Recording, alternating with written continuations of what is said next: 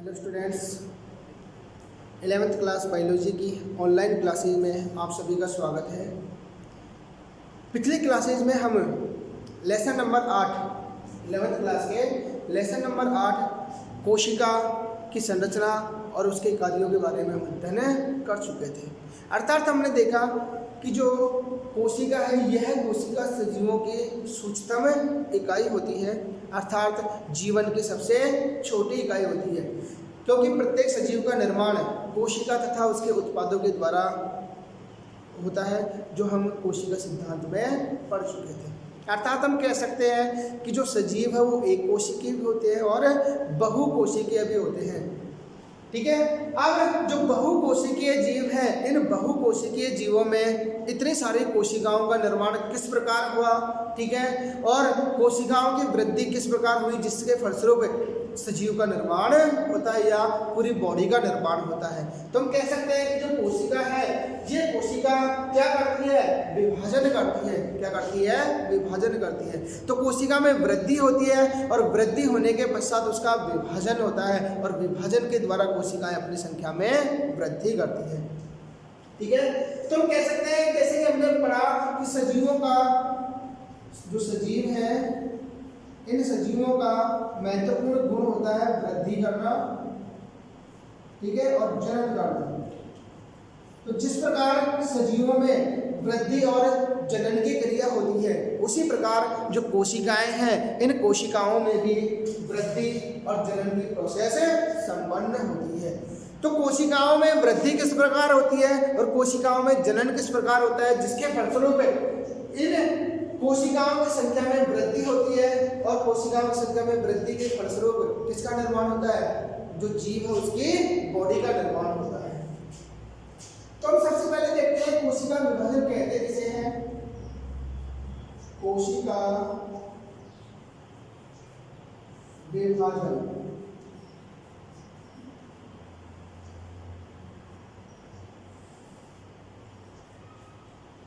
देखो, कोशिका विभाजन जो है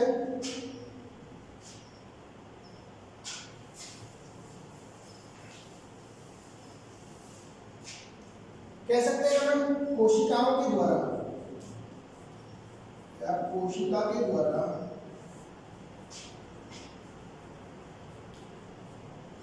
अपने समान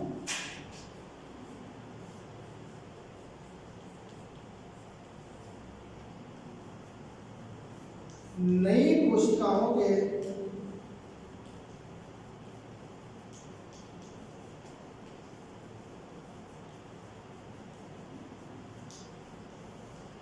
निर्माण की प्रक्रिया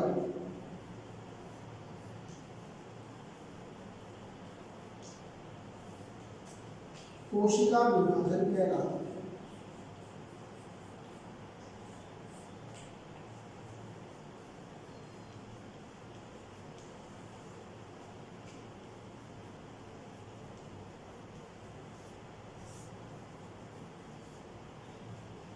क्या हो जाएगी सेल की जगह कोशिका विभाजन की परिभाषा, कोशिका के द्वारा अपने समान, इसके समान बेटा, अपने समान नई कोशिकाओं के निर्माण की प्रक्रिया क्या कहलाती है, कोशिका विभाजन कहलाती है। जैसे ये कोई कोशिका है, ठीक है, इस कोशिका में विभाजन होगा, क्या होगा, विभाजन, और विभाजन के द्वारा कोशिका अपने समान नई कोशिकाओं का निर्माण कर देगी। एक कोशिका थी, इस कोशिका में क्या हुआ, विभाजन हुआ, और विभाजन के द्वारा क्या बनी, नई कोशिकाएं। जो नई कोशिकाएं बनती है वो कहलाती है बेटा संतति कोशिकाएं, कहलाती है संतति कोशिकाएं। ठीक है। तो हमने जनन में देखा, जनन कैसा होता है कि प्रत्येक जीव अपने समान नए जीव का निर्माण करता है, वो प्रोसेस कहलाती है जनन। इसी प्रकार कोशिका विभाजन किसे कहेंगे, कोशिका के द्वारा, ये सेल्स है या कोशिका है, इस कोशिका के द्वारा अपने समान नई कोशिकाओं का निर्माण हुआ। इन नई कोशिकाओं के निर्माण के प्रोसेस क्या कहलाती है? कोशिका विभाजन कहलाती है।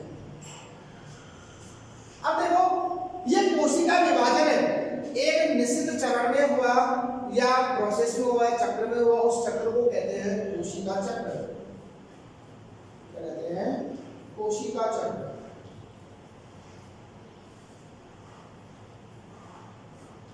अर्थात एक कोशिका से जो नई कोशिकाएं बनी, इन नई कोशिकाओं का निर्माण जिस पैटर्न के थ्रू होता है, उस पैटर्न को ही बोलते हैं कोशिका चक्र। तो यहां पर परिभाषा के तौर पर हम कह सकते हैं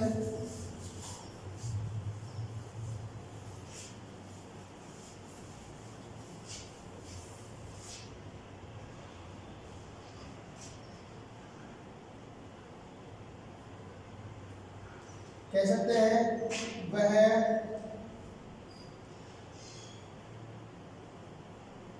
निश्चित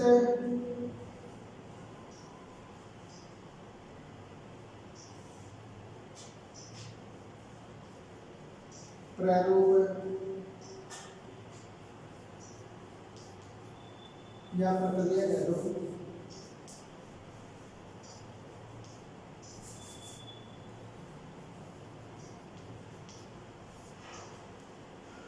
जिसमें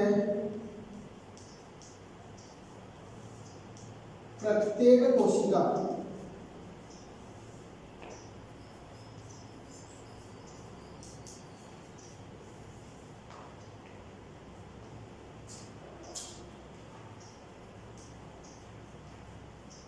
विभाजन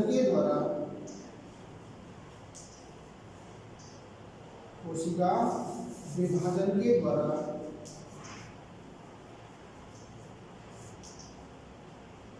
अपने समान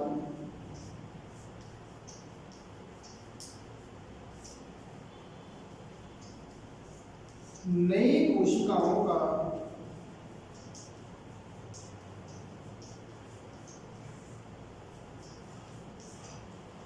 निर्माण करते हैं।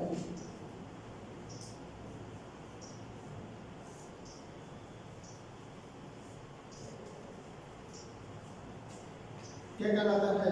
कोशिका चक्र कहलाता है।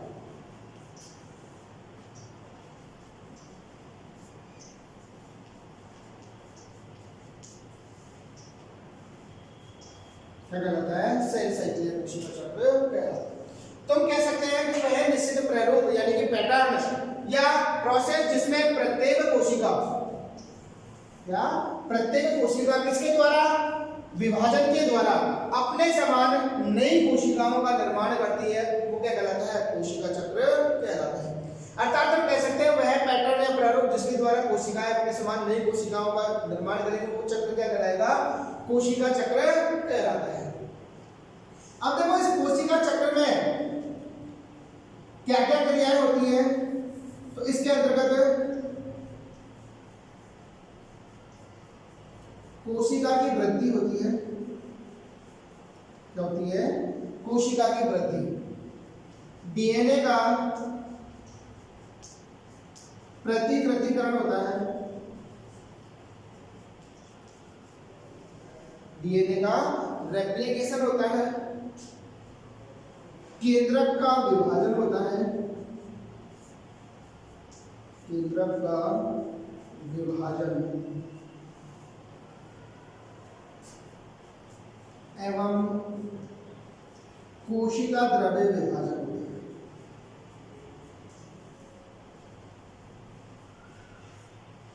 कोशिका द्रव्य का विभाजन होता है।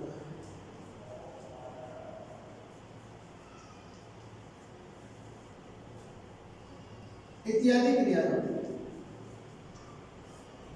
कोशिका चक्रीय सेल साइकिल के अंतर्गत कोशिका की वृद्धि होगी, डीएनए का रेप्लिकेशन होगा अर्थात प्रतिकृतिकरण होगा, केंद्रक का विभाजन होगा और कोशिका द्रव्य का विभाजन होगा, जिसके द्वारा प्रत्येक कोशिका अपने समान नई कोशिकाओं का निर्माण कर लेगी। अर्थात प्रत्येक कोशिका जो संतति कोशिका उनमें विभक्त हो जाएगी। अब देखो, जो कोशिका चक्र है इसकी खोज या इसका अध्ययन सर्वप्रथम सेल साइकिल का अध्ययन सर्वप्रथम होवार्ड व पेल्क नामक वैज्ञानिकों ने किया था। इस सेल साइकिल का अध्ययन सबसे पहले किसने किया? होवार्ड व पेल्क नामक वैज्ञानिकों ने। बात करें हम प्रत्येक सजीव की या कोशिका की, तो अलग अलग प्रकार की जो कोशिकाएं हैं उनमें कोशिका चक्र की अवधि अलग अलग होती है। जैसे कि मानव की बात करें, मानव, तो मानव में सेल साइकिल की अवधि होती है 24 घंटे। अर्थात मानव की जो कोशिका है, यह कोशिका प्रत्येक 24 घंटे के पश्चात विभाजन कर लेती है। इसका मतलब कि मानव की कोशिका चक्र की अवधि कितनी होगी बेटा? 24 घंटे। इसी प्रकार हम एक कोशिकीय यीस्ट की बात करें, तो इस एक कोशिकीय यीस्ट में सेल साइकिल की अवधि होती है 90 मिनट। कितनी होती है? 90 मिनट। अर्थात यीस्ट कोशिका 90 मिनट के पश्चात संतति यीस्ट का निर्माण कर लेती है। अब देखो कोशिका चक्र किस प्रकार संपन्न होता है।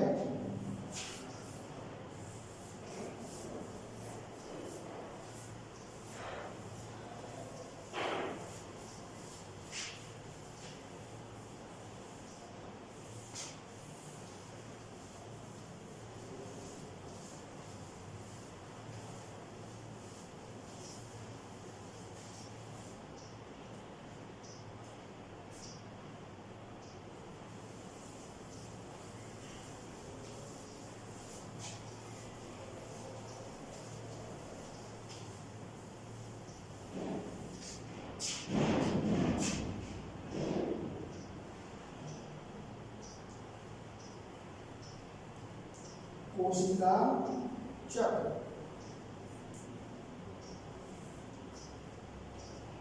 देखिएगा,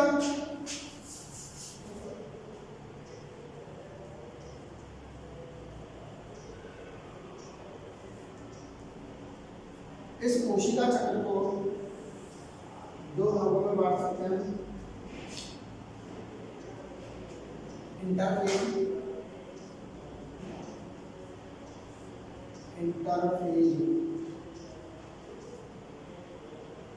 ये इसको बोलते हैं हिंदी में अंतरावस्था।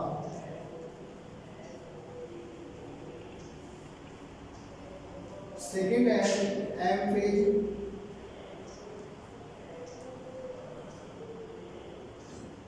ये इसको माइटोटिक फेज या सूत्री प्रावस्था भी कहते हैं। सूत्री प्रावस्था। फिर जो सूत्री प्रावस्था है, इसको दो भागों में बांटा जा सकता है।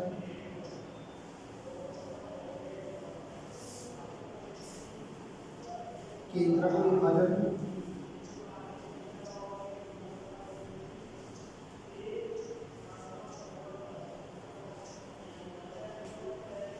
सेकेंड है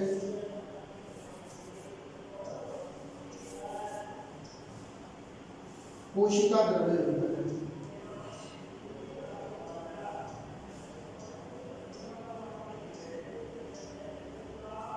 कोशिका द्रव्य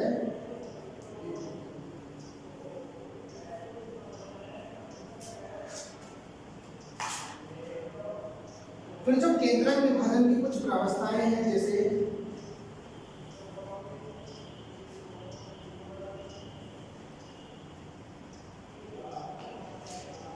प्रोफेज,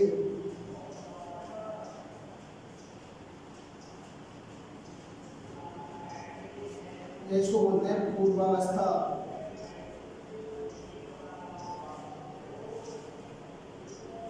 प्रोफेज या पूर्वावस्था। सेकेंड है मेटाफेज, इसको बोलते हैं मध्यावस्था।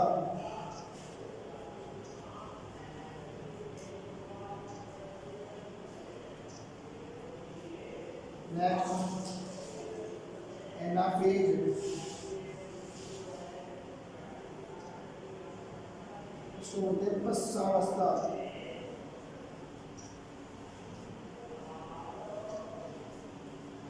और लास्ट है टीलोफेज,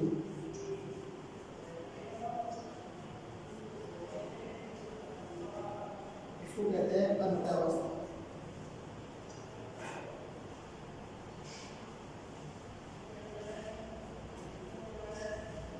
तो इन चार प्रावस्थाओं में केंद्रक विभाजन संपन्न होता है। ये था अपना कोशिका चक्र। देखो इसका यदि हम डायग्रामेटिक रिप्रेजेंटेशन करें तो किस प्रकार कर सकते हैं।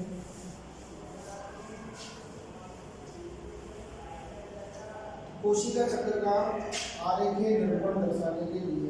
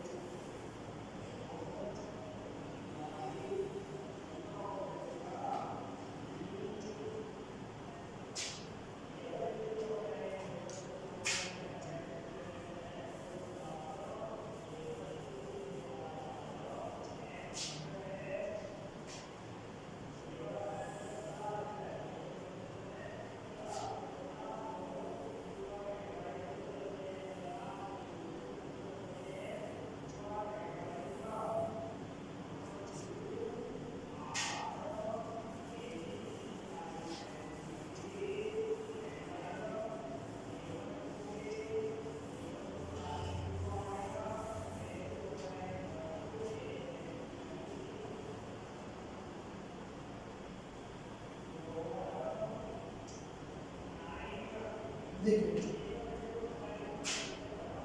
ये हो गई G0 प्रावस्था।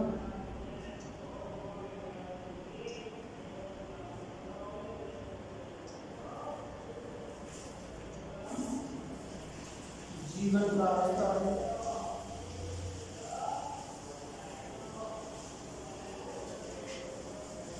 S प्रावस्था,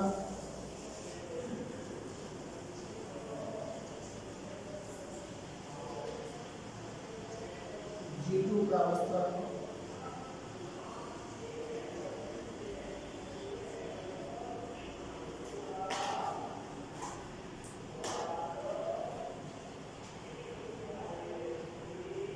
इसके पश्चात पूर्वावस्था,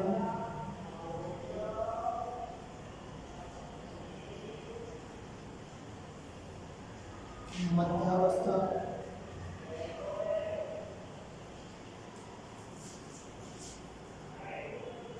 पश्चावस्था,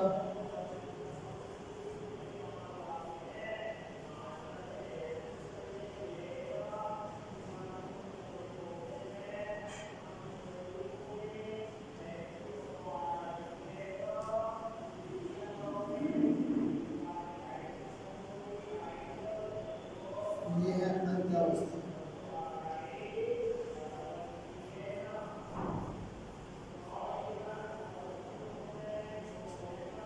इसके पश्चात कोशिका द्रव का विभाजन।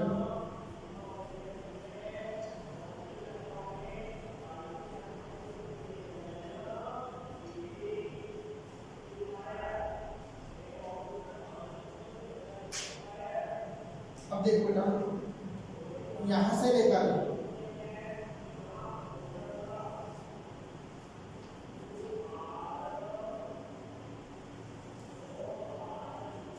यहां तक की प्रावस्था है, ये तो है इंटरफेज।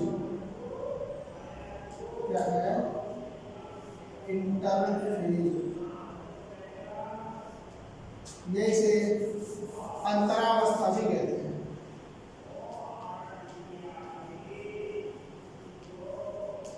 क्या कहते हैं, अंतरावस्था।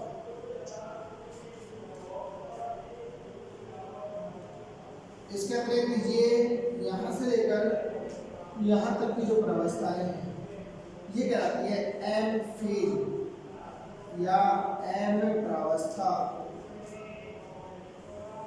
जिसे माइटोटिक प्रावस्था या सूत्रीय प्रावस्था भी कहते हैं।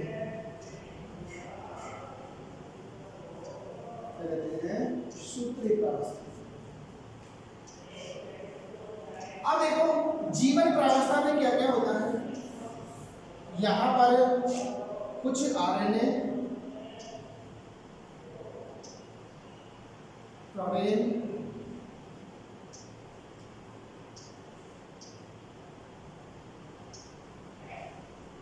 डीएनए संश्लेषण,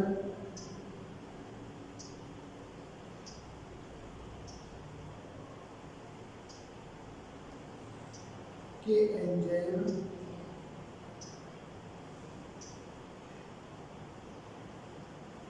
इत्यादि का संश्लेषण होता है। एस प्रावस्था के अंतर्गत डीएनए का संश्लेषण होता है,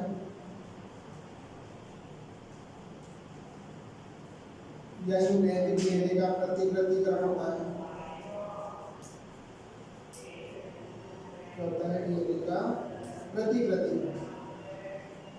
G2 प्रावस्था में कुछ आरएनए व प्रोटीनों का संश्लेषण होता है।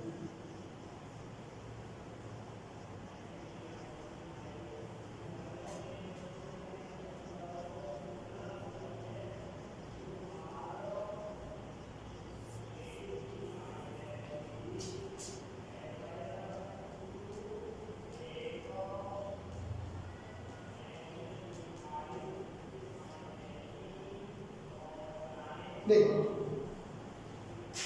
ये चक्र कंप्लीट किसका बेटा, कोशिका चक्र या सेल साइकिल का है। तो हमने देखा कि जो कोशिका चक्र है, इस कोशिका चक्र को दो भागों में बांट दिया, इंटरफेज अर्थात अंतरावस्था और एम फेज। तो इस कोशिका चक्र के अंतर्गत यहाँ से लेकर ये पूरी यहाँ तक की प्रावस्था है तो क्या है, इंटरफेज, तथा यहाँ से लेकर यहाँ तक की जो प्रावस्था है वो सारी कैसी है, एम फेज के अंतर्गत आती है। तो सबसे पहले देखते हैं इंटरफेज। तो इंटरफेज क्या है, कोशिका विभाजन की तैयारी की अवस्था होती है। क्या होती है इंटरफेज, कोशिका विभाजन की तैयारी की अवस्था होती है। इसीलिए इसको तैयारी की अवस्था या विश्राम अवस्था भी कह देते हैं, जिसमें कोशिका विभाजन के लिए संपूर्ण तैयारी का कार्य करती है।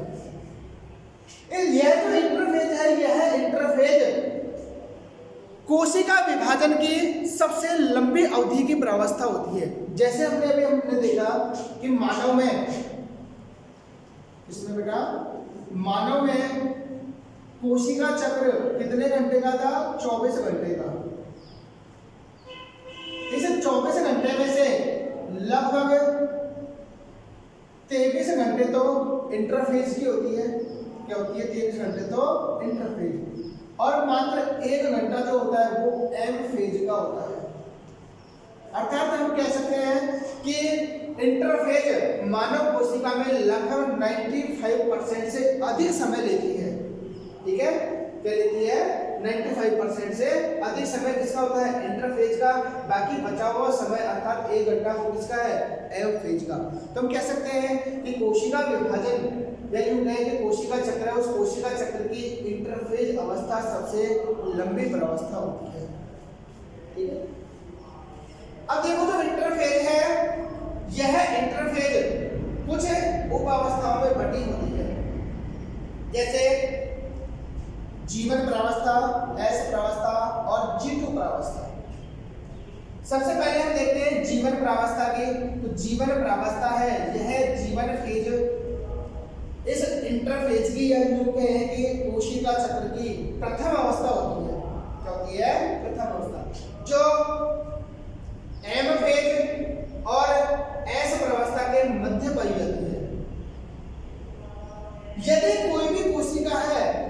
कोशिका विभाजन नहीं करती है और स्थायी अथवा अस्थायी तौर पर निष्क्रिय अवस्था में चली जाती है, तो उस अवस्था को बोलते हैं G0 प्रावस्था। यहाँ पर G का मतलब होता है गैप, गैप का मतलब होता है अंतराल। क्या होता है? अंतराल। तो कोई भी कोशिका जो आगे विभाजन नहीं करेगी वह स्थायी रूप से या अस्थायी रूप से निष्क्रिय हो जाएगी, तो वह G0 अवस्था कहलाती है। क्या कहलाती है? G0।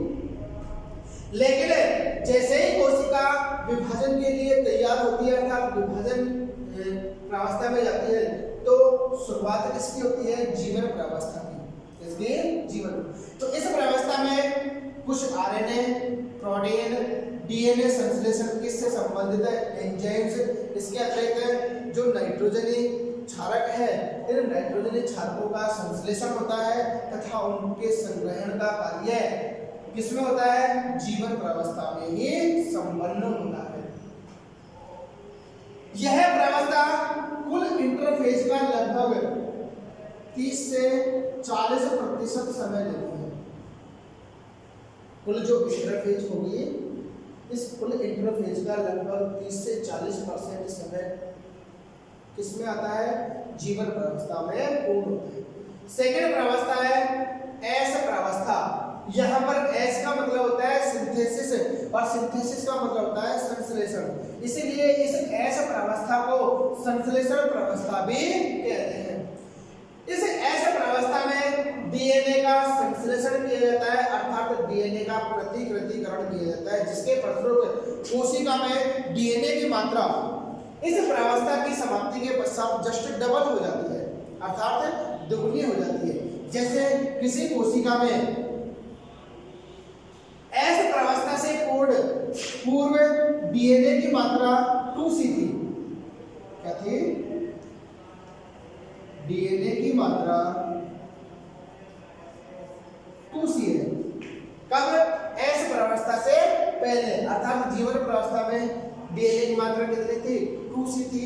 तो जैसे ही एस प्रावस्था संपन्न होती है तो एस प्रावस्था की समाप्ति के पश्चात उस कोशिका में डीएनए की मात्रा जस्ट दुगनी अर्थात 4C हो जाती है। लेकिन हमें यह ध्यान रखना होता है कि यहाँ पर केवल डीएनए की मात्रा में वृद्धि होती है। क्या होती है? डीएनए की मात्रा में वृद्धि, लेकिन गुणसूत्रों की संख्या में वृद्धि नहीं होती। गुणसूत्रों की संख्या में वृद्धि नहीं होती, केवल डीएनए की मात्रा में वृद्धि होती है, गुणसूत्रों की संख्या में वृद्धि नहीं होती, जिससे कोशिका कैसे अगर द्विगुणित है तो द्विगुणित ही बनी रहेगी और अगुणित है तो अगुणित ही बनी रहेगी। तो यहाँ पर केवल डीएनए की मात्रा में वृद्धि होगी, तो इस एस प्रावस्था में डीएनए संश्लेषण या डीएनए प्रतिकृतिकरण होगा, जिसके फलस्वरूप कोशिका में डीएनए की मात्रा में वृद्धि हो जाती है। नेक्स्ट है अगली प्रावस्था G2 प्रावस्था अर्थात गैप 2 या यूं कहें कि द्वितीय अंतराल प्रावस्था। तो इस G2 प्रावस्था के अंतर्गत आरएनए संश्लेषण और कुछ प्रोटीनों का संश्लेषण होता है।